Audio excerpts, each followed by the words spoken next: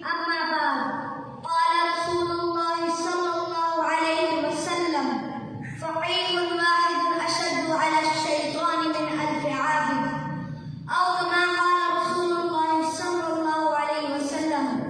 اللہ کے رسول صلی اللہ علیہ وسلم نے فرمایا ایک عالم شیطان پر 1000 عابدوں سے زیادہ بھاری ہے. اس حدیث میں ملا علی قاری فرماتے ہیں کہ شیطان انسان کے لیے خواہشات اور شہوات کا دروازہ کھولتا رہتا ہے، مگر عالم دین اس کے مکر و فریب کو جانتا ہے، اس لیے وہ اس سے محفوظ رہتا ہے مگر عابد اس کے جال میں پھسلتا رہتا ہے، اس لیے وہ اس کو معلوم نہیں ہوتا کہ یہ شیطان کا مکر و فریب ہے. اگر آپ کی توجہ ہو تو میں بحیثیت طالب علم ایک بات عرض کرنے لگا ہوں.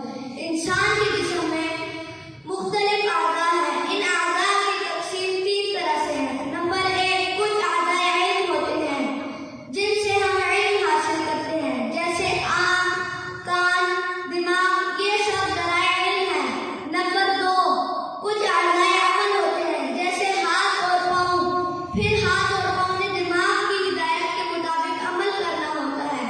نمبر 3، کچھ اعضاء مال ہوتے ہیں. وہ کچھ چیزوں کے خزینے ہوتے ہیں جیسے انسان کا دل، پھیپھڑے اور معدہ وغیرہ.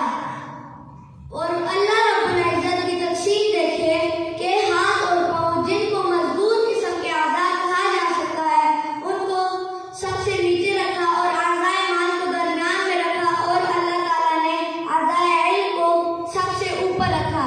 یعنی انسان کے جسم میں اللہ تعالیٰ نے علماء کی بستی سب سے اوپر بسائی. پھر